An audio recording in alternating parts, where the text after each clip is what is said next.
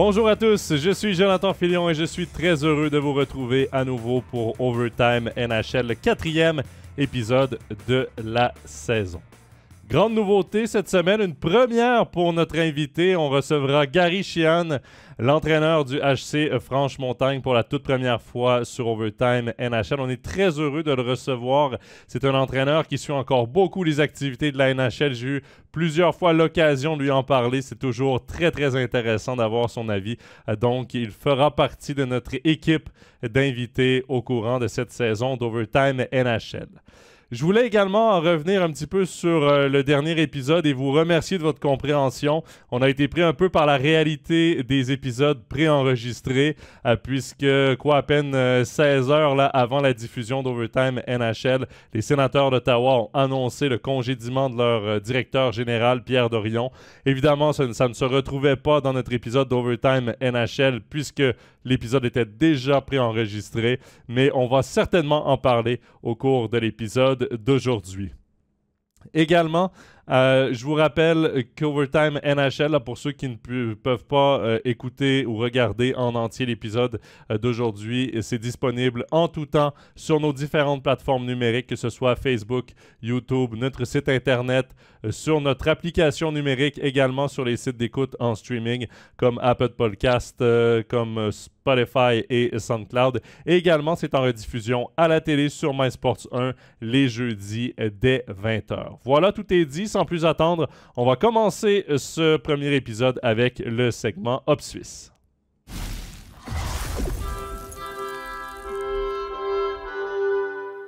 On accueille pour la première fois dans Overtime NHL Gary Sheehan. Gary, merci beaucoup d'être avec nous. Très heureux de te retrouver. Pareillement, merci. Bon, Gary, on commence avec le segment Hop Suisse. On va faire le tour de l'actualité de certains joueurs suisses dans la NHL. Et on va commencer avec Philippe Kourachev. Pourquoi Philippe Kourachev? On n'en a pas encore parlé dans nos premiers épisodes d'Overtime NHL. Et c'est un joueur qui s'illustre par les derniers temps, en particulier parce qu'il joue sur le premier trio avec Connor Bedard. C'est quand même un sacré beau coup de main pour lui. Oui, en effet. Disons que il n'a pas pu débuter le championnat, fait qu'on n'en a pas trop parlé. Il était blessé. Et puis, dès qu'il s'est joint à l'équipe, il a été associé assez rapidement à Bédard. Et puis, ils ont fait des étincelles. Même si ce n'est pas la plus grosse équipe de la Ligue, Kourachev, il tire son épingle du jeu. Mais toi, comme entraîneur, qu'est-ce que tu vois de Kourachev qui peut venir compléter un Connor Bedard? Ben, on l'a vu un peu au championnat du monde quand il est passé avec l'équipe de Suisse. Je pense que Kourachev, c'est un joueur, c'est un passeur, c'est un fabricant de jeu. Il a vraiment une bonne tête de hockey. C'est pas le gars le plus rapide, c'est pas le gars le plus fort physiquement, mais il donne son puck rapidement, puis il rend les autres autour de lui bons. Puis je pense qu'il a une vision de jeu peut-être un petit peu supérieure à certains joueurs. C'est pour ça qu'il a ce rôle à Chicago. Oui, puis on le voit d'ailleurs avec les trios là, du côté des Blackhawks. On a mis avec ces deux jeunes joueurs, parce que Kourachev reste qu'il est encore jeune là, dans cette Ligue nationale de hockey. On a mis Nick Foligno à gauche. Donc un joueur très expérimenté. Je pense qu'il peut justement venir balancer la jeunesse et la fougue de deux joueurs qui parfois pourraient peut-être s'emporter là, dans des moments un peu plus stressants, un peu plus compliqués. Oui, puis je pense que c'est sur l'élément physique aussi, parce que ces deux joueurs-là, Bédard et puis Kourachev, c'est pas des joueurs physiques, c'est des joueurs techniques. Et puis Foligno, on l'a vu dans le dernier match qui était sur MySport dimanche avec la charge contre Bédard. Il est tout de suite intervenu pour le défendre. Fait que je pense qu'il est là aussi pour faire respecter un peu plus ces deux joueurs-là, surtout Bédard, on va dire, parce que Kourachev, c'est quand même souvent, il est au centre et puis il n'est pas pris dans les bandes, mais on veut surtout pas que leur superstar soit trop bousculé dans le début de saison. Ouais, puis quand on regarde Philippe Kourachev, c'est encore 2 saisons de contrat à 2,250 millions. Bon, 2 saisons, évidemment, en comptant la saison de cette année. C'est un joueur de 24 ans. C'est un joueur qui a connu du succès offensivement dans la Ligue junior majeure du Québec. Pas un succès incroyable, mais il était capable de faire les bonnes choses. Mais clairement, là, il est petit à petit en train de s'installer dans la Ligue nationale de hockey. 25 points en 70 matchs la saison dernière. Au moment où on enregistre l'émission d'aujourd'hui, c'est 6 points en 7 matchs depuis le début de la saison avec les Blackhawks de Chicago. Je pense que ce genre de joueur-là a justement besoin d'avoir cette chance pour se faire voir. Et les Blackhawks de Chicago, c'est en ce moment le meilleur club pour Philippe Kourachev. C'est un club qui s'est départi de tout le monde, qui a gardé ce jeune joueur-là qui est en éclosion. Puis tant mieux si on le jumelle avec, si on le met avec Connor Bedard, c'est tout bénef pour lui, là. Oui, c'est clair. Disons que déjà, sa négociation de contrat était compliquée avec Chicago. L'équipe est en reconstruction. Faut lui donner crédit à lui, à son agent, d'avoir été patient et d'accepter l'offre qu'ils ont faite parce que pour lui, c'est le meilleur endroit pour jouer, à mon avis. Puis en plus, il peut avoir joué des grosses minutes importantes dans son style offensif. C'était un peu un late bloomer parce que quand il a été drafté, il a dû finir son junior, tout ça, il n'a pas tout de suite passé. Mais il a eu de la patience et puis il est allé faire des bons matchs en AHL. Et puis dès qu'il a eu l'opportunité, il a tout de suite fait des chiffres. Et puis maintenant, je pense que des fois, c'est tellement important dans une carrière d'être à la bonne place au bon moment. Puis je pense que lui, il l'est maintenant. Selon toi, parce que tu parles d'une équipe en reconstruction, tu parles du statut de Philippe Kourachev.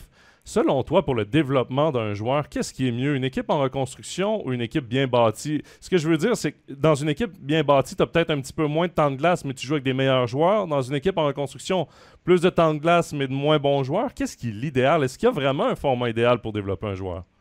Ben, je pense que c'est d'essayer de tomber dans une équipe où tu peux exploiter tes forces.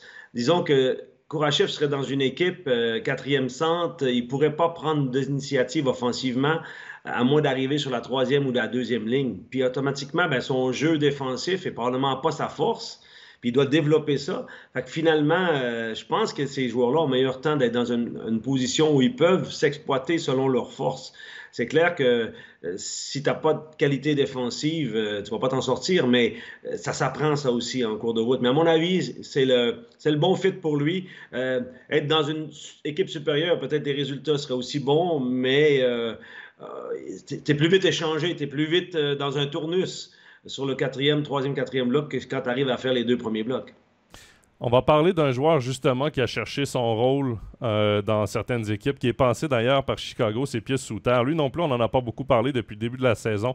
Il a eu un difficile début de saison avec les Canucks de Vancouver qui pourtant connaissent probablement le début de saison le plus surprenant, les Canucks. Mais j'ai l'impression qu'on a été patient du côté de Vancouver avec Pius Suter. De toute façon, on lui a fait signer un contrat de 2 ans cet été. Et on l'a placé sur un troisième trio. On le voyait, je pense, comme un troisième joueur de centre. Et finalement, ça finit par débloquer. Il a 4 buts là, ces 5 ou 6 derniers matchs. Beaucoup de chances de marquer. Est bien posté dans l'enclave à plusieurs occasions. Utilise bien sa vitesse sur le rush. J'ai l'impression là, qu'enfin, Pius Suter a un vrai rôle défini pour lui dans une équipe parce qu'à Chicago, avec les blessures au centre, il avait été parfois sur un premier trio, parfois sur un troisième. Avec Détroit, les dernières années, c'était troisième, quatrième, dans les gradins, deuxième. On ne savait pas trop à quoi s'attendre de Pius Suter, mais là, troisième trio à Vancouver, ça semble être le poste pour lui. Est-ce que tu penses que c'est un bon joueur de troisième trio? Oui, je pense qu'il est bien tombé, là. Moi, au départ, je ne le voyais pas dans cette équipe-là, mais finalement, il a fait sa place. Et puis, je pense que le choix des Canucks, leur choix, c'était d'avoir un joueur le plus complet possible je pense que Pius Suter, c'est un gars facile à coacher. C'est un gars qui peut jouer sur les ailes, il peut jouer au centre, il amène beaucoup de profondeur à une équipe parce qu'il a des qualités aussi offensives et défensives. Et je pense que le fit est parfait pour lui. Et d'avoir un rôle stable pour qu'il se développe encore, parce que c'est clair que quand tu changes toujours de club ou de position, c'est difficile. Mais il rebondit bien après sa saison à Détroit de tomber dans une équipe comme ça qui, finalement, est en relance aussi. Alors, je pense que c'est un bon fit pour lui. Non, parce qu'on a eu des commentaires là, sur nos différentes publications. Même j'en ai eu personnellement d'auditeurs d'Overtime NHL qui voulaient qu'on parle de Pius Suter. Parce que dans les dernières saisons, évidemment, Pius Suter, nous on l'a connu ici, c'est un joueur d'un point par match avec Zurich là, sa dernière saison. C'était le meilleur compteur, le top scorer du championnat. Par contre, en NHL, il doit trouver son propre rôle. Et son rôle n'est pas nécessairement de remplir la cage. Il doit le faire, il doit amasser une part de points, mais ce ne sera jamais un joueur d'un point par match. Ce n'est pas son rôle. Non, pas du tout, parce qu'il n'aura pas les minutes pour faire ça, finalement. Mais c'est un joueur qui est bon dans les deux sens de la glace. Et puis ça ne court pas les rues non plus en NHL. Si on peut compter sur un bon centre ou un bon ailier qui est fiable, et je pense que c'est sa force à lui. Une chose qu'on reconnaît pas, c'est que Pius Suter a un excellent coup de patin. C'est pour ça qu'il tient à ce niveau-là, parce que la Ligue est tellement rapide. Puis je me rappelle ici, pour avoir joué coacher contre lui si on veut, et puis l'avoir vu à plusieurs reprises, que ce soit au GTK Lions ou avec Zurich, c'est une bombe sur la glace quand même. Et puis, on dirait que c'est un faux lent dans le fond parce qu'il n'est pas explosif comme un Malgin ou comme un Berchi, mais il va tout aussi vite. Et puis, je pense que c'est ce qui le fait être capable de dominer un certain rôle avec les Canucks maintenant. Il utilise bien aussi, j'ai l'impression, les espaces libres.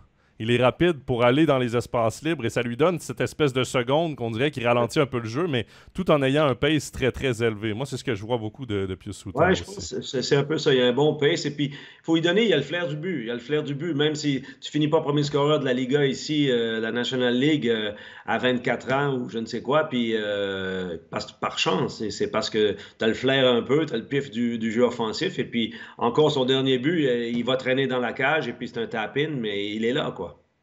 Tu parles d'un joueur facile à coacher. J'ai l'impression que ça vaut de l'or aussi. Quand on est capable de trouver entre deux joueurs, là, parfois quand tu as un joueur difficile à coacher, un joueur que tu sais que dans ton vestiaire, ça va être un cancer, là, entre guillemets, là, et que tu as un Pius Suter qui a l'air de vraiment d'un... Moi, je ne l'ai jamais croisé, j'ai jamais eu la chance de le croiser, mais tout ce que j'ai vu de lui, il a l'air vraiment d'un mec hyper sympathique, un mec qui fait pas de vagues dans un vestiaire. Et ça, je pense que ça vaut de l'or aussi dans la... Ça, c'est l'image qu'il donne, parce que moi non plus, personnellement, je ne le connais pas plus que ça, mais quand tu vois les interviews, quand tu vois son comportement, il a l'air même timide, quoi. Je veux dire, c'est pas... il fait pas de vagues, mais il fait son travail, puis ça, c'est très apprécié chez les entraîneurs. Gary, un autre joueur qui est pleine, en plein développement, c'est Yanis Moser. Yanis Moser, depuis 3 saisons, qui a fait sa place avec les Coyotes de l'Arizona. En début de saison, avait beaucoup moins de temps de jeu. Les Coyotes, qui cette année, sont une équipe beaucoup plus compétitive, qui vraiment sont à prendre au sérieux dans l'Ouest. Et on voyait le temps de jeu de Moser qui oscillait entre les 13 minutes, entre les 16 minutes. Et d'ailleurs, on en a parlé sur Overtime NHL il y a quelques semaines. Et depuis, 20 minutes par match, 22 minutes par match, obtient sa part de points, reprend du temps sur le power play. Et j'ai vraiment l'impression là, qu'il a redonné confiance à son entraîneur, que sa place était à regagner et c'est ce qu'il a réussi à faire. Ben, c'est le gros défi en NHL, c'est qu'à chaque année, quand tu n'es pas une superstar ou bien quand tu n'as pas ta place établie, tu dois la faire. Et je pense que l'entraîneur Tourigny, là-bas, il a demandé de durcir son jeu, puis il l'a fait. Fait qu'automatiquement, s'il le fait, puis il a les qualités, il a le talent, en 3 saisons, je pense que c'est surprenant déjà la progression qu'il a fait. Et lui est au bon endroit aussi parce qu'il a un entraîneur que, ben, si lui il donne la confiance comme ça, il va encore avoir une grande marge de progression. Puis moi, je vois par les matchs que je vois à l'occasion, je vois qu'il durcit son jeu, qu'il est un peu plus solide devant la cage, dans les box-out et puis dans les défis dans les coins. Et puis maintenant, il se joint à l'attaque comme un défenseur offensif qui a pris de la bouteille. Ouais, et en ce moment, il est aligné avec Shane Dursey en défense, un défenseur droitier que les Coyotes sont allés chercher du côté de Los Angeles pendant l'été, puisque Los Angeles voulait se faire de la place pour accueillir Pierre-Luc Dubois. Shane Dursey, c'est un défenseur capable d'amener beaucoup d'offensives. Donc, ça force Yanis Moser à avoir cet instinct offensif, oui, d'être aussi rapidement en défense, d'avoir cette espèce d'esprit de IQ des deux sens à patinoire. Et c'est d'ailleurs ce qu'il a prouvé tout au long de sa carrière, là, sa jeune carrière en National League, sa courte carrière en National League. C'est ce qu'il a prouvé. Il est capable d'être responsable défensivement. C'est pas le joueur qui va prendre des mauvaises décisions, qui va mettre son équipe dans le trouble. Mais par contre, il sait, on dirait, c'est le temps de se porter en attaque. Ouais, puis je pense que quand tu joues avec un autre défenseur qui a un peu un style identique, dans le sens qu'il est aussi porté en attaque, ben, c'est chacun son tour, à la limite, dépendant de la situation de jeu. Et puis, aujourd'hui, dans le hockey moderne, le défenseur qui n'a pas la rondelle, souvent, on l'amène très, très haut dans le jeu offensif avant de prendre sa position en défense. Et toutes les équipes amènent un 4e homme dans l'attaque maintenant, à tous les niveaux quasiment professionnels. Et quand tu as des défenseurs complets comme ça, qui ont un bon hockey sense, comme on dit, IQ, ça aide beaucoup. Quand on parle de faire confiance à un joueur face aux Stars de Dallas lors du dernier match là, en date du 14 novembre, c'était le match de la nuit dernière, là, on enregistre mercredi, je le rappelle, 23 minutes 13, 34 présences. Ça a été son match le plus utilisé de la saison contre la meilleure équipe de la Ligue, donc de la meilleure équipe de l'Ouest, donc après Vegas, bien sûr. Là. Mais ça prouve quand même que contre une force, André Tourigny n'a pas peur de l'utiliser, qui peut être très utile à toutes les sauces Yanis Moser, et c'est là-dessus qu'il va bâtir sa carrière. Je pense qu'effectivement, il répond aux attentes de l'entraîneur maintenant. Puis comme je disais, moi j'ai l'impression qu'il a demandé de durcir son jeu et peut-être de jouer aussi safe par moment parce qu'il joue avec un autre défenseur offensif. Fait que je pense qu'il s'est bien équilibré ça. Puis s'il réussit à avoir plus de 20 minutes par match, chapeau à lui, hein. Et je pense qu'il n'avait pas le choix de durcir son jeu. Je regarde beaucoup de matchs de l'Ouest, de la conférence de l'Ouest. C'est tellement dur comme jeu. Je regardais juste, par exemple, Winnipeg, Dallas, Vegas, des gros bonhommes, Ouais. des équipes qui jouent avec beaucoup de pace, mais qui jouent très physique aussi. Et même dans l'Est, ça commence à se ressentir. Là, si on prend, par exemple, les Blue Jackets de Columbus avec Pascal Vincent, qui a été longtemps assistant coach dans l'Ouest, a amené une dynamique justement beaucoup plus physique à son équipe. J'ai l'impression que les coachs sont conscients là, que s'ils veulent s'en sortir dans une ligue nationale rapide et physique, on doit augmenter ce niveau et on doit faire jouer des joueurs. D'ailleurs, Moser a un bon gabarit, hein. C'est pas un petit bonhomme. Ouais, c'est sûr. Et c'est sûr que s'il durcit son jeu, ce n'est que tout bénef pour les Coyotes et pour lui, évidemment. Autre joueur dont on a très peu parlé, on fait le tour là, de joueurs qui sont un peu passés sous le radar d'Overtime NHL depuis le début de la saison. C'est Nino Niederreiter du côté de Winnipeg. Nino qui a trouvé sa place lui aussi, j'ai l'impression, avec les Jets de Winnipeg. Lorsqu'on l'a signé l'an dernier avec les Prédateurs de Nashville, on semblait vouloir en faire un joueur de top 6. On voulait amener ce size, ce power forward sur le top 6. Mais au contraire, les Jets de Winnipeg, lorsqu'ils sont allés le chercher par transaction l'an dernier, j'ai eu l'impression qu'ils allaient plus chercher un joueur de profondeur, un joueur bottom six. Ouais. Et d'ailleurs, il joue sur un troisième trio avec le nouveau capitaine Adam Laurie, avec Mason Appleton. Et il connaît sa part de succès aussi. Là, c'est 5 buts, 5 passes, je pense, depuis le début de la saison pour Niederreiter. Et il est là où il devrait être, moins exposé face au meilleur trio adverse. Je pense que c'est son rôle. Je pense que c'est un gars qui est, comme on mentionnait là, juste maintenant, un power forward, un gars qui peut amener du jeu physique. C'est tellement une ligue rapide et physique. Faut mettre les joueurs dans leurs meilleurs éléments. Je pense pas que c'est un top 6 dans cette ligue. Sinon, il aurait déjà des chiffres différents. Mais il amène énormément. C'est le gars que tu peux compter dessus à 4 contre 5. Tu peux compter dessus également dans les fins de match. Il a beaucoup de goals dans les filets déserts. Il est capable de bloquer des shots et s'il joue dans son rôle, puis à Winnipeg, je pense que l'exposition est différente qu'à Nashville, que Nashville prétendait la coupe ou dans des objectifs très, très élevés. Je pense pas qu'il a le jeu offensif pour être dans un top 6. Mais encore une fois, ça dépend toujours avec qui tu es entouré et ton rôle dans la ligne. Mais là, comme c'est balancé, c'est une troisième ligne, mais tu pourrais presque dire que c'est un deuxième bloc avec bien des équipes. Mais voilà, tant mieux pour lui s'il stabilise maintenant son jeu. Puis il peut devenir un élément, un vrai power forward dans cette ligue. Ouais, moi j'ai vu certains matchs des Jets là, depuis le début de la saison et ce trio-là, c'est un trio de gros bonhommes. C'est un trio qui, en échec avant, est insoutenable. Pour les défenseurs adverses, là, ils sont tannants. Ils sont vraiment tannants, ces trois-là. Ouais, ouais puis leur jeu est axé sur le jeu physique, fait qu'ils fit très bien là-bas. Et je pense que ils ont aussi un bon début de saison, fait que finalement, un dans l'autre, ça fonctionne. Ouais, et si on regarde au classement, là, justement, c'est justement ce que je regardais parce que tu parles d'un bon début de saison pour les Jets de Winnipeg. C'est 18 points en 15 matchs là, dans leur division, dans la division centrale. Ils sont troisième à égalité avec le Colorado à 5 points des Stars de Dallas. C'est là qu'on les attend, les Jets de Winnipeg, parce que si tu regardes le reste de la division, Saint-Louis, c'est coup-ci, coup-ça cette année. On ne sait pas trop sur quel pied danser. Arizona sont en montée, mais loin encore des playoffs, pas nécessairement prêts pour les playoffs. Le Wild du Minnesota sont en dessous de ce qu'on attendait. Blackhawks de Chicago, Predators de Nashville, on n'en parle même pas. Donc les Jets sont là où ils doivent être. Et ça fait partie du succès d'avoir des joueurs dans la bonne chaise. C'est pas un secret. C'est sûr, dans toutes les équipes, si ton rôle est bien établi et puis tu fites dans ton rôle, ben, tu es dans la bonne chaise, comme tu dis, et puis ça fonctionne beaucoup mieux. Là, il y a beaucoup d'équipes qui performent pas pour l'instant en NHL, puis ça profite à d'autres équipes qui surprennent. Et puis les Jets sont bien partis peut-être aussi un peu à cause de ça, mais il y a des équipes comme Edmonton, il y a des équipes vraiment qui sont en dessous de ce qu'ils devraient faire. Mais à la fin, c'est 82 matchs, alors on verra comment ça va s'équilibrer. Oui, la saison est encore bien jeune. Et tu parles d'équipes qui ne fonctionnent pas. C'est d'ailleurs le dernier sujet de notre segment Up Suisse. Les Devils du New Jersey. Les Devils du New Jersey ont un difficile début de saison, qui s'explique notamment par la perte de Nico Hischier et la perte de Jack Hughes au centre. Tu perds tes 2 premiers centres, je pense que ça complique grandement les choses. C'est une équipe qui va se replacer, mais il faut parler quand même... Timo Meier, après un début lent, aucun point, je pense à ses 3 premiers matchs, il cherchait, là il est au 1 point par match, en l'absence de Hughes, en l'absence d'Hischier. Mais je veux quand même parler de la situation de Nico Hischier. Encore absent, va rater encore tous les matchs cette semaine des Devils du New Jersey. N'a pas joué depuis sa blessure à la tête là, contre les Sabres de Buffalo. Un coup directement à la tête.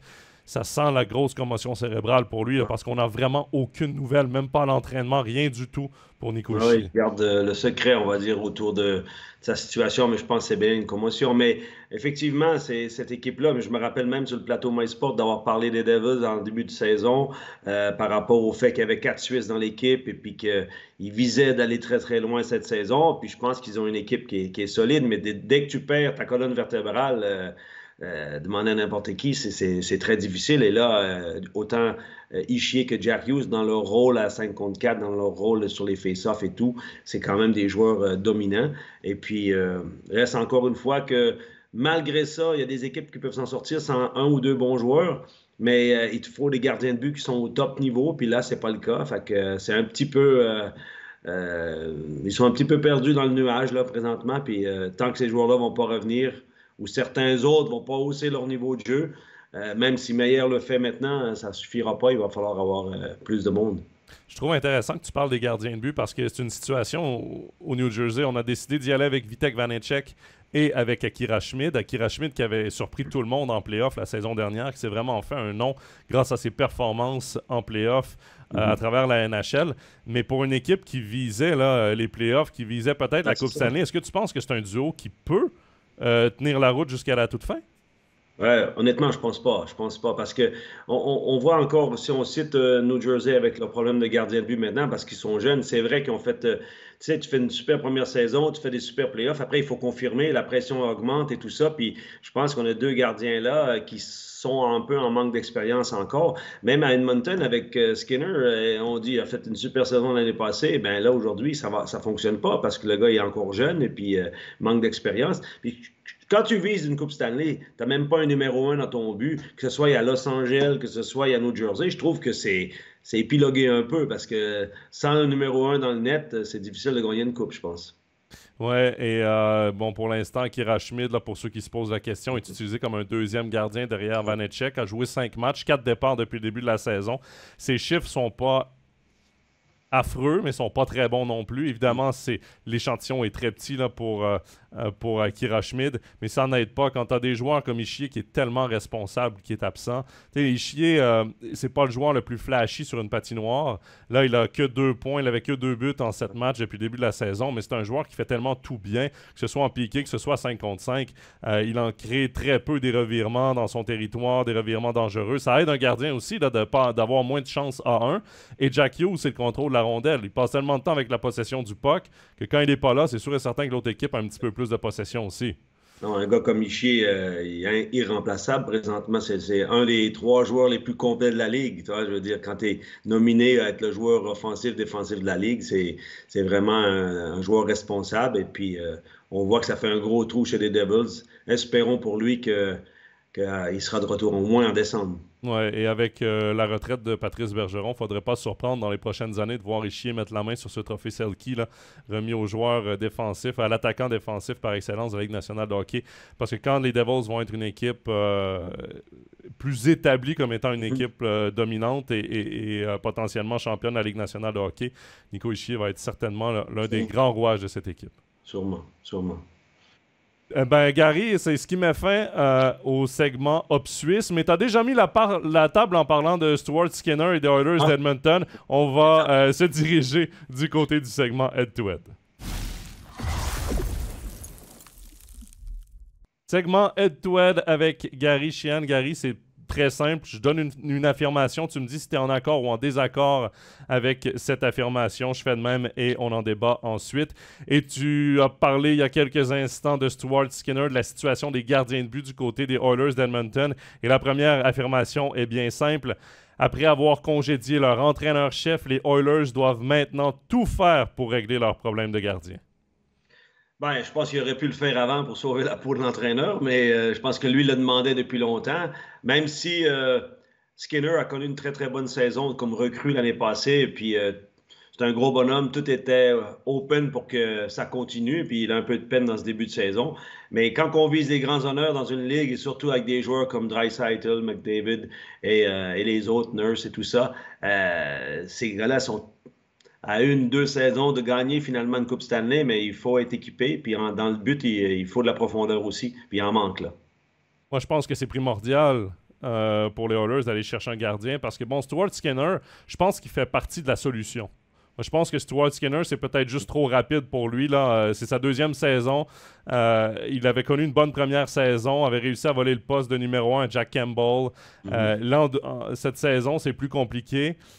Mais l'échantillon est très petit pour lui. Je pense que pour l'avenir, il peut être un très bon gardien pour les Oilers d'Edmonton. Mais Jack Campbell, pour moi, ça, c'est une grave erreur, ce contrat-là, de lui avoir donné 5 ans, 5 millions par année. Et les Oilers doivent gagner maintenant. C'est pas une équipe en reconstruction. C'est pas une équipe qui doit gagner dans l'avenir. Il y a beaucoup trop de gros contrats et de grosses vedettes dans cette équipe pour accepter d'être sur les lignes de côté, de ne pas participer aux playoffs parce qu'il nous manque un gardien de but. C'est clairement en ce moment le plus gros manque des Oilers d'Edmonton.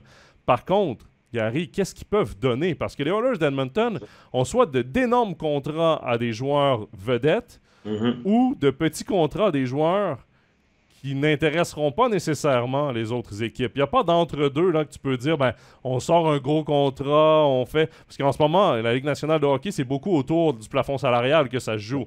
Et les Oilers sont mal placés là-dedans. Est-ce qu'ils ont vraiment ce qu'il faut pour aller chercher un gardien de but numéro 1? Bon, je pense que la première erreur qu'ils ont faite, c'est l'histoire de Campbell, bien sûr.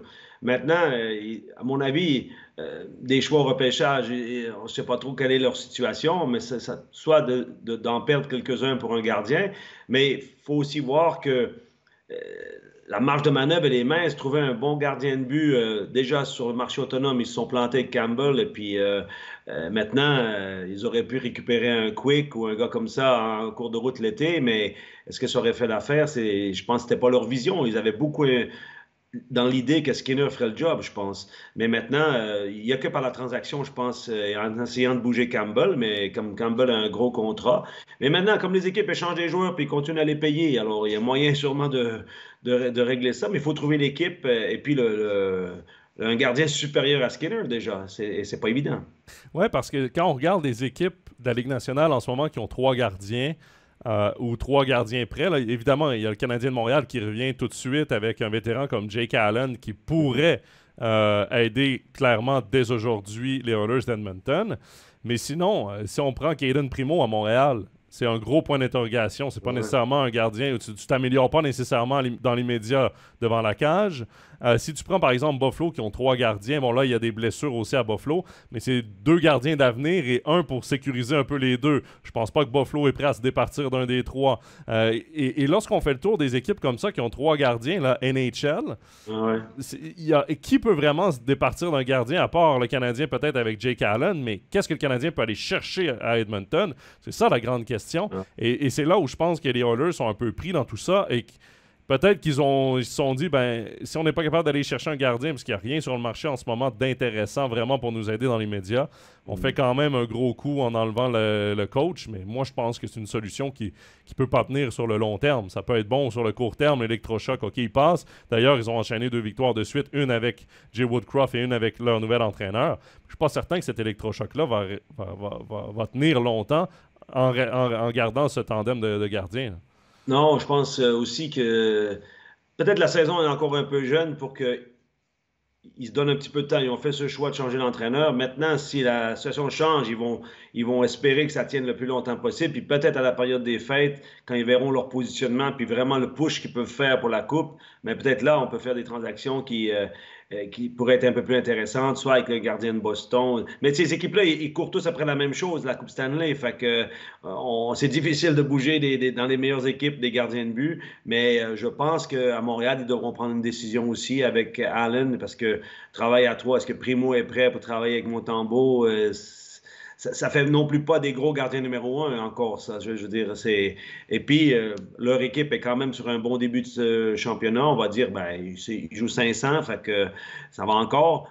si on regarde d'autres équipes. Mais je pense que c'est encore un peu tôt parce que pour Edmonton, en espérant que ce premier changement va renverser la situation. Et là, les joueurs devront être responsables parce que, dans le fond, ils ont eu sa tête.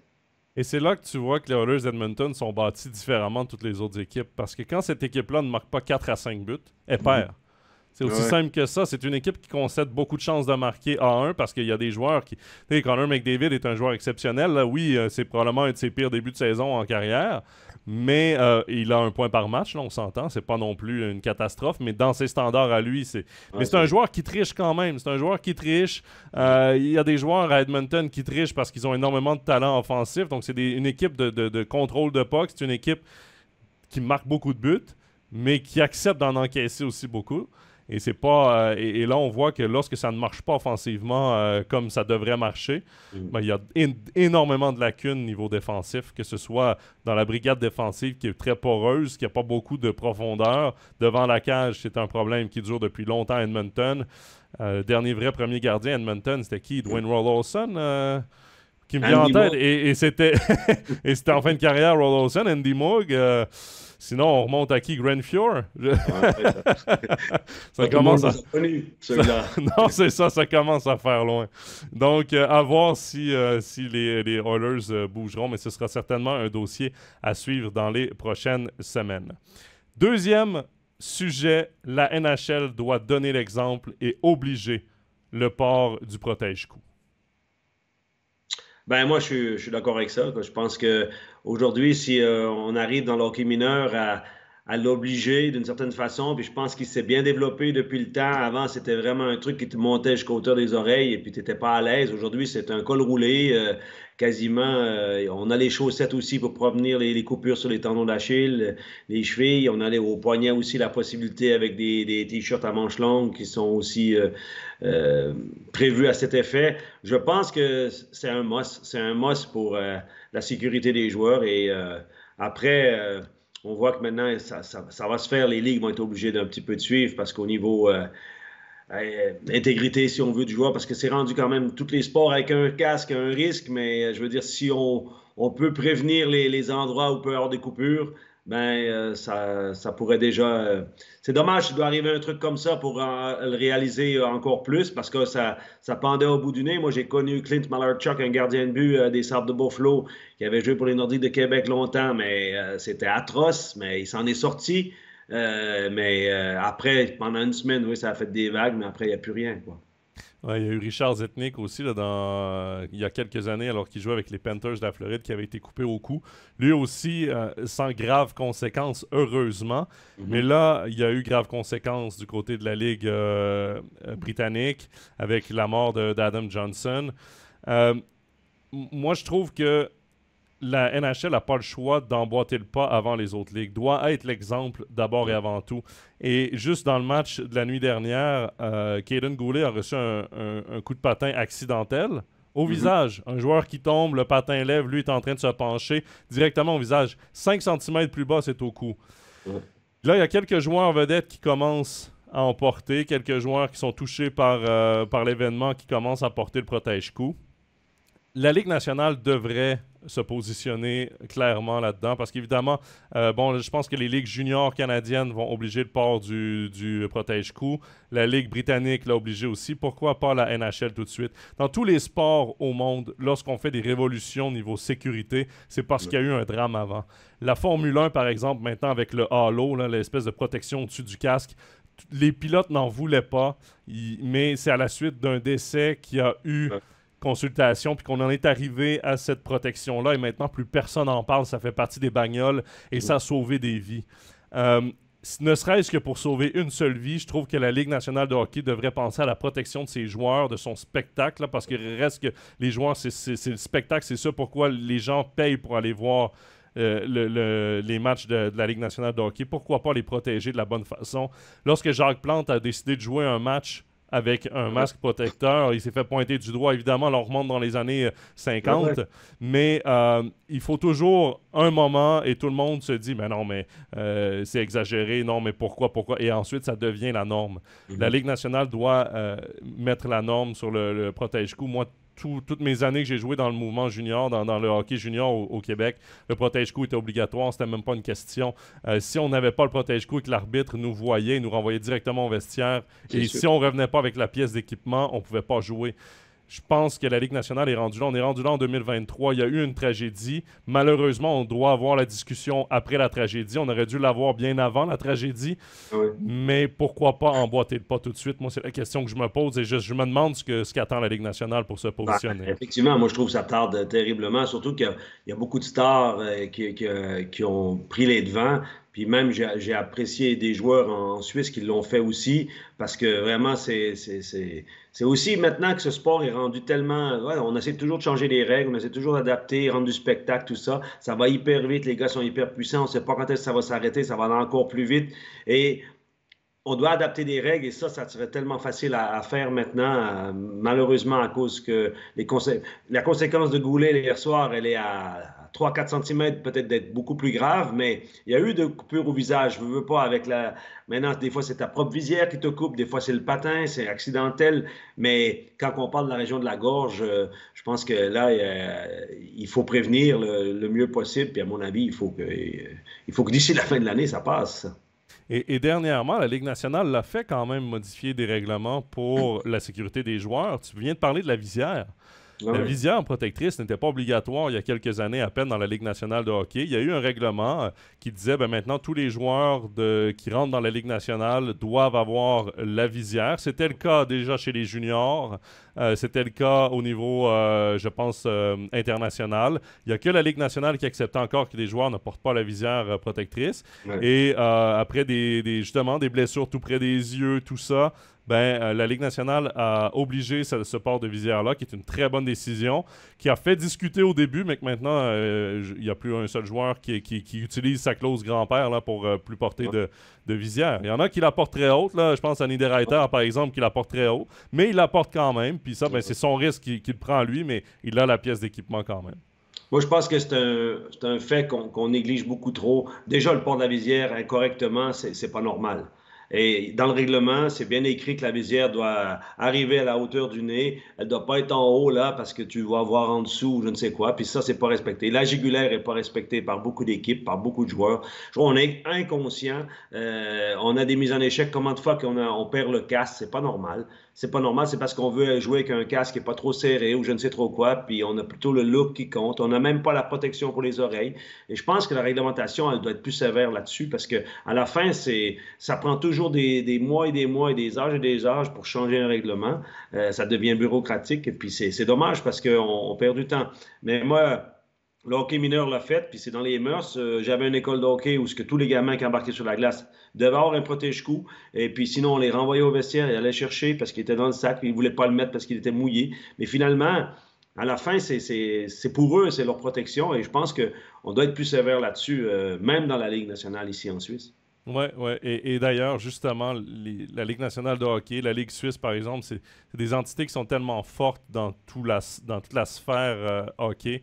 C'est à eux de donner l'exemple aussi. C'est bien beau que les jeunes, on les oblige, mais ça doit arriver aussi des grandes stars qui portent le protège-cou. C'est tout con, mais si tu vois un joueur si tous les joueurs de la Ligue nationale, de la Ligue suisse, de la Ligue suédoise, de la KHL portent le protège-cou, les jeunes vont même pas se poser de questions, puis ils vont porter le protège-cou aussi. Donc, à voir, mais... Ouais, là-dessus, je pense que très peu de personnes ne sont pas d'accord. Là. Évidemment, il y a des joueurs qui disent que pour le confort, c'est pas top, mais pour sauver, ne serait-ce que pour sauver une vie, ce serait l'idéal. Troisième affirmation, parce que c'est cette semaine qu'auront lieu les Global Series de NHL. Qu'est-ce que tu penses de ces Global Series? Est-ce que pour toi, selon toi, c'est un piège pour les équipes? Personnellement, je pense pas vraiment. Il y a une fenêtre qui a été faite pour ces équipes-là pour voyager. Bien sûr, c'est un petit peu délicat, le décalage horaire, l'heure des heures de sommeil, tout ça. Mais la NHL, c'est tellement une ligue de superstars et puis de niveau incroyable. De pouvoir l'avoir en Europe, de pouvoir l'avoir là maintenant en Suède comme ça, pour les amateurs de hockey, je pense que c'est un super cadeau. Parce que là, ce n'est pas des matchs amicaux, c'est des matchs de championnat. Puis le haut niveau, il va être là. Les équipes n'ont pas le temps de donner des points. Et ils sont quand même là. Il y en a qui sont arrivés samedi ou dimanche, ils sont entraînés une ou deux fois. Les matchs vont commencer. Je pense que c'est calculé dans le calendrier de NHL avec le voyage. Mais c'est des athlètes, les tennisman le font, tout le monde le fait. Fait qu'à ce niveau-là, moi, je ne trouve pas, du moins. C'est clair que je ne sais pas comment ils sont choisis, ces équipes-là, par rapport aux joueurs. Peut-être qu'on identifie des anciennes stars de la Suède on fait venir les Red Wings de Détroit, puis on fait venir des équipes qui ont un sens. Mais nous, ici en Suisse, on ne l'a fait que pour des matchs amicaux pour l'instant, mais peut-être un jour, on aura des matchs championnats. Je trouve très intéressant ce que tu dis parce que oui, là, c'est en Suède. Ça a été le cas aussi. L'an passé, il y avait eu aussi ces Global Series. Il y avait eu des matchs en pleine saison du côté de l'Europe. Je trouve intéressant parce que je pense que ça peut aussi solidifier une équipe. Là, je vois par exemple, il y a Minnesota, il y a aussi Ottawa. Ottawa qui connaissent les Sénateurs connaissent un début de saison très compliqué. Je pense que ça peut resserrer un peu l'équipe aussi de partir comme ça, voyager, visiter des endroits qu'en saison les joueurs n'ont pas le temps et souvent qu'ils n'ont même pas le temps dans leur vie pour les Nord-Américains avec tout le calendrier de la NHL. Je pense pas que les Global Series sont un piège pour les équipes de la Ligue nationale, mais j'irais plus loin. Je pense que les matchs pré-saison, là, justement, comme on a eu en Suisse, je pense que ça, c'est un piège pour les équipes.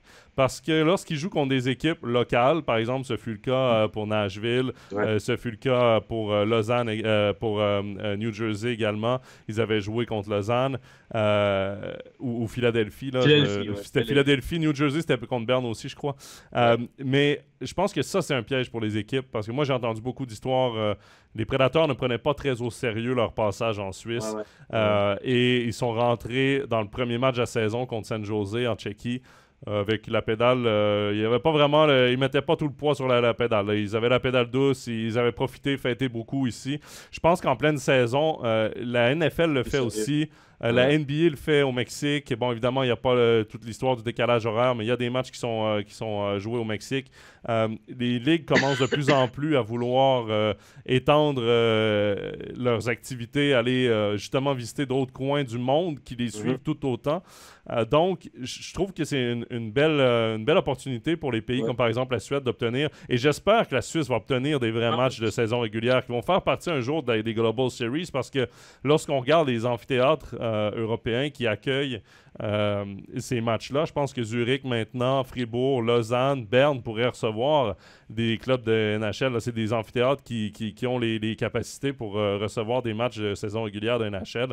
Donc, je partage ton avis là-dessus que c'est peut-être pas un piège en saison, mais par contre, en pré-saison, je pense que ça, c'est autre chose. Si on regarde la série qui tourne sur MySport maintenant, Behind the Glass, le camp d'entraînement des Kings de Los Angeles, l'entraîneur McLennan l'explique très, très bien. Que pour lui, ce voyage-là, c'était finalement, même si c'était en Australie, mais c'était un voyage qui a soudé l'équipe plus qu'autre chose. Après, on ne les a pas vus nécessairement faire la fête, mais quand ils sont revenus à Los Angeles, le discours était que maintenant, le camp d'entraînement, il commence. Maintenant, les choses sérieuses commencent. Là, c'est vraiment quelque chose de... c'est quelque chose d'une connaissance de plus, et puis on voit autre chose, puis on vit différemment, et c'est très bien expliqué, puis le documentaire est très bien fait. Oui, c'est quand même très intéressant ces documentaires. La NHL produit beaucoup de documentaires du genre. D'ailleurs, qu'on diffuse souvent sur MySports. Il y a eu celui-là, il y en a eu un autre sur les Golden Knights de Vegas. Vraiment des documentaires hyper intéressants de ne pas rater sur MySports. On vous en présente un maximum. Les Sénateurs d'Ottawa, justement, sont du côté de Stockholm, de la Suède, cette semaine pour jouer les Global Series. Et on va en parler parce qu'on n'a pas eu la chance. Évidemment, on s'est fait prendre par le préenregistrement du dernier épisode qui était avant le congédiement de Pierre Dorion il y a 2 semaines. J'étais assis chez moi lorsque j'ai vu la nouvelle tomber. C'était en début de soirée ici en Suisse, la veille de la diffusion de notre épisode. Je me disais, ma foi, on avait parlé justement de DJ Smith, on avait parlé un peu de Pierre Dorion, mais on était un petit peu en retard sur l'actualité due au préenregistrement. Mais on va en parler aujourd'hui quand même de Pierre Dorion. Gary, la phrase que je te donne, l'affirmation que je te donne, c'est le bilan de Pierre Dorion comme DG Ottawa est négatif après tout ce qui s'est passé. Oui, c'est clair. Je pense que la plus grosse faute que Pierre Dorion a pu faire, c'était dans sa transaction avec Dadonov, où il y a une clause qui n'a pas été respectée, puis la NHL l'a fait payer un choix de première ronde. C'est très complexe, on va dire, mais c'est synthétisé comme ça. Et puis, ça y a coûté cher quand même. Et puis, je pense aussi tout ce qu'il y a autour de l'entraîneur maintenant là-bas aussi. Je suis content de voir que les joueurs prennent position et puis ils sont derrière lui parce que finalement, le bateau, il branle un peu, mais c'est quand même une organisation qui devrait s'en sortir sur la longueur de la saison.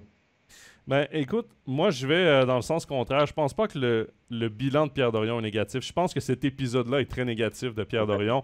Pour expliquer là, aux gens qui n'ont pas nécessairement suivi, c'est que Evgeny Dadonov jouait à Ottawa. Il a été changé à Vegas, je crois, en cours d'été. Vegas a demandé à Pierre Dorion, le DG de Vegas a demandé au DG d'Ottawa, évidemment, est-ce qu'il y a une clause de non-mouvement restrictive et ainsi de suite. Et Dorion a dit non, tout simplement, alors que dans le contrat de Dadonov, il y avait une clause. Du coup, c'est illégal, entre guillemets, de cacher des informations du genre à une équipe. Au trade deadline la saison suivante, Vegas qui tente d'échanger à Anaheim Dadonov contre un retour qui était assez intéressant. Je pense que c'était un choix de première ronde ou quelque chose comme ça, ou un choix de deuxième ronde que Vegas allait chercher.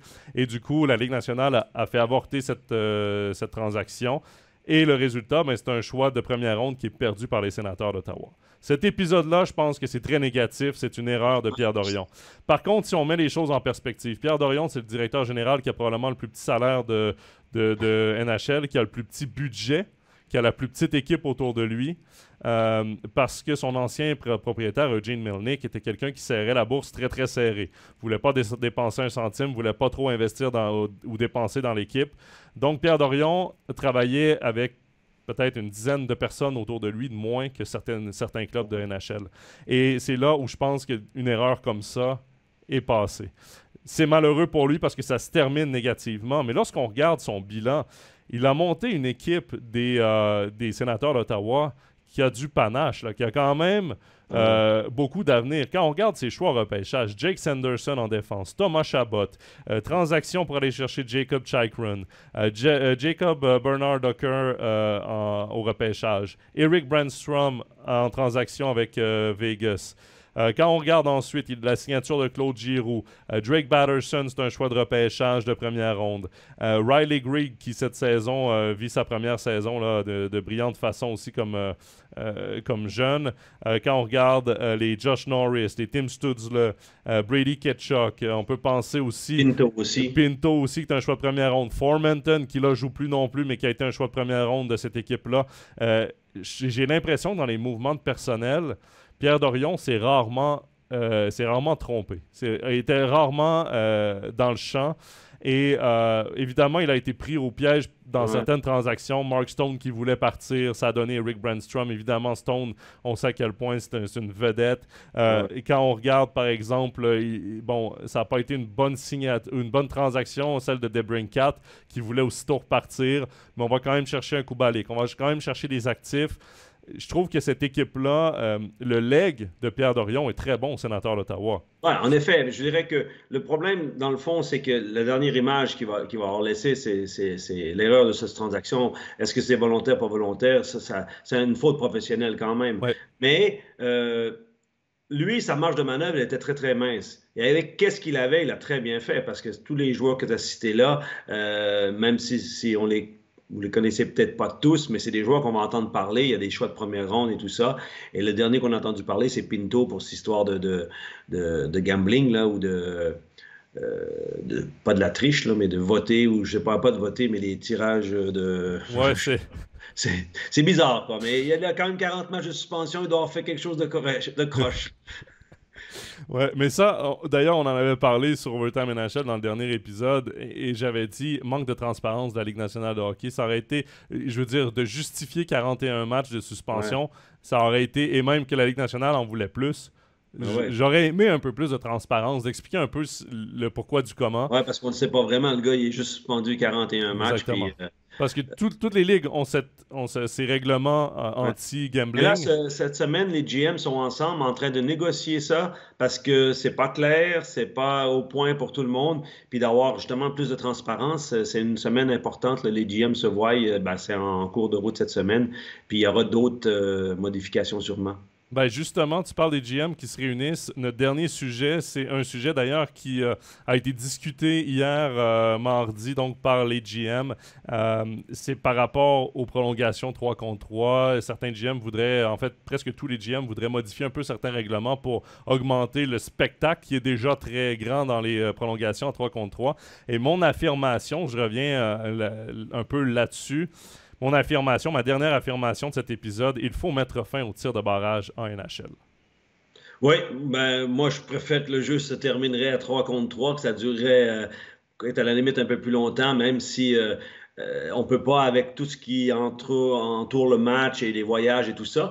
Mais je pense qu'il y a moyen de peut-être de l'électriser encore un peu plus. Et puis, parce que c'est vrai que maintenant, c'est devenu un jeu à 3 contre 3 très tactique. C'est man-to-man, mais on ressort de la zone alors qu'on est en zone offensive. On a une chance de tir au but. On tire pas parce que la chance de marquer n'est pas là. Fait que c'est vrai que ça devient un petit peu un jeu d'échecs. Puis peut-être qu'il faut changer quelque chose pour améliorer ça, pour rendre ça encore plus électrique. Ouais, moi aussi, je trouve que les tirs de barrage, c'est un peu dépassé. Moi, j'aimerais beaucoup. Et ça prendrait le même temps, là. Faut être d'accord, parce que il y a la Zamboni qui revient faire 2 tours de glace. On doit se placer. Les entraîneurs doivent donner les noms là, pour la période de tir de barrage. Ça prendrait autant de temps de faire 5 minutes de prolongation de période de tir de barrage que 10 minutes de prolongation. Exactement. Ça serait le même temps. Le match serait réglé. Exactement. Et ça donnerait beaucoup plus de spectacle. Quand les tirs de barrage sont arrivés, les prolongations étaient encore à 4 contre 4. On voulait justement enlever les matchs nuls et terminer par tir de barrage. On voulait trouver une façon d'enlever ces matchs nuls-là. Je crois que c'était après le lockout de 2004-2005. Que les tirs de barrage sont arrivés dans la Ligue nationale de hockey. C'était tout nouveau parce qu'en Europe, sur la scène internationale, c'était connu, les tirs de barrage. Mais dans la Ligue nationale de hockey, c'était une révolution. Autour des années, 2014-2015 à peu près, là, il y a eu le changement des prolongations en 4 contre 4 pour les prolongations en 3 contre 3. Et c'est devenu le plus gros spectacle de la Ligue nationale de hockey, c'est 3 contre 3. Et je trouve dommage, moi, pour avoir regardé énormément de matchs depuis le début de la saison, quand ça va en prolongation, là, je suis sur le bout de mon canapé, je suis sur le bout de ma chaise, je veux ce spectacle parce que c'est là que tu vois les plus grandes stars à 3 contre 3 dans du one-on-one. Tu sais que ça va se terminer avec, la plupart du temps, avec un surnombre, un joueur qui a battu un autre dans sa couverture défensive. C'est vraiment à rentrer sur le rush. Tu essaies de créer des choses. Je trouve magnifique les 3 contre 3. Quand ça se termine après 5 minutes et qu'ensuite c'est les tirs de barrage, ben, je m'assois au fond de mon canapé et je me dis, bon, OK, allons-y. Les joueurs semblent eux-mêmes plus intéressés par ces tirs de barrage. D'ailleurs, il y en a certains, là, dans certaines des interviews avec ESPN avant le début de la saison, ESPN leur demandait quelles règles vous changeriez dans la Ligue nationale de hockey. Plusieurs stars ont répondu, plus de tirs de barrage. Allez-y avec du 3 contre 3, c'est ce qu'on veut. Et lorsqu'on voit un Cole Caulfield, par exemple, à Montréal, sur la patinoire avec Nick Suzuki, tu vois que les deux joueurs se cherchent, tu vois que les deux joueurs veulent aller chercher le gros tir. Et c'est ça qui amène l'excitation. Pourquoi pas y aller avec 10 minutes de prolongation? Moi, je trouve que ça aurait du sens. Et d'ailleurs, les DG, parce que tu parles justement là, que ça casse un peu le rythme, les joueurs qui reviennent dans leur territoire, qui essaient vraiment d'y aller, de créer un surnombre. Ben justement, les directeurs généraux, les idées qui sont ressorties, c'est de mettre... d'empêcher les joueurs de sortir, de revenir au-delà de la ligne rouge lorsqu'ils ont possession du puck, donc rester dans la demi-offensive de la patinoire, ou peut-être même mettre un time clock comme au basketball. Donc, dès que tu as la possession de la rondelle, tu as 30 secondes pour obtenir un shoot, et sinon, ben après, c'est là où ça se complique. Si tu arrêtes le jeu et que tu refais un face-off, ça casse le rythme de ta prolongation. Mais c'est pas parfait, évidemment, ce ne sont que des idées qui ont été évoquées par les directeurs généraux, mais moi, je trouve intéressant qu'on se pose la question du côté de la Ligue nationale. Oui, je trouve ça très intéressant parce que le spectacle doit en bénéficier. Puis je pense que enlever les tirs de barrage, c'est la première chose qu'ils doivent faire. Passer déjà à 10 minutes ou 8 minutes, si tu veux, par rapport au temps qu'on perd avec le... je ne sais plus s'il ressort la roll-ball. Je crois qu'il ne la sort plus maintenant. Je ne sais plus vraiment, mais de donner les joueurs et puis de mettre ça en place, ainsi de suite, un autre power break. Je pense qu'on a un bon 10 minutes de passer, puis il y aurait déjà des buts. On utiliserait plus la profondeur du banc. Il y aurait des tactiques. Là, il y a plein de set plays à 3 contre 3 qui sont fantastiques et puis il se passe quelque chose.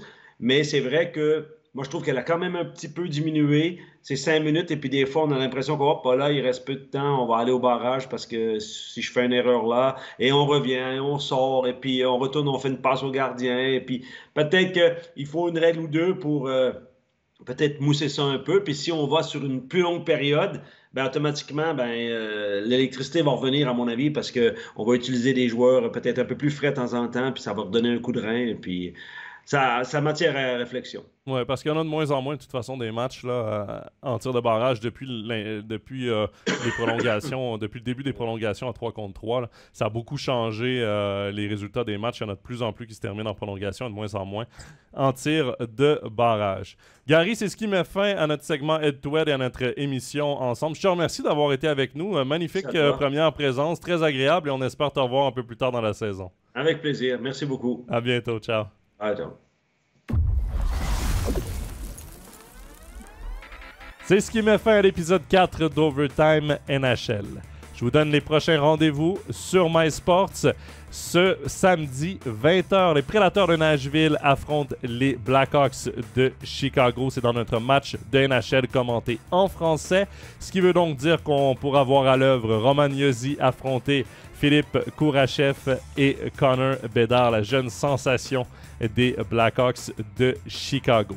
Également, les matchs des Global Series de la NHL disputés à Stockholm seront diffusés en commentaires originaux anglophones sur MySports. Il y aura des matchs ce jeudi, ce vendredi et ce dimanche. Pour ne rien manquer, rendez-vous sur nos réseaux sociaux et abonnez-vous pour tout voir sur les annonces de matchs également, sur les annonces entourant notre émission d'Overtime NHL. Je vous remercie également personnellement puisque je lis beaucoup de vos commentaires là, sur nos différentes publications. Beaucoup des auditeurs d'Overtime NHL qui ont de très bons commentaires sur l'émission.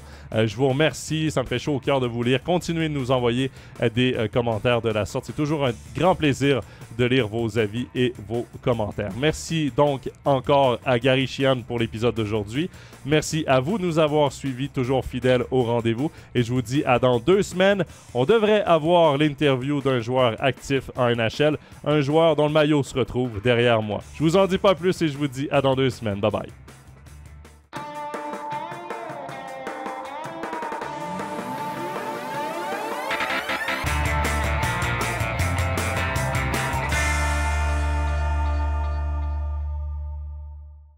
Tous les matchs de National League, les ligues internationales et les meilleurs documentaires sur toutes les plateformes. Abonne-toi. MySports, c'est le hockey.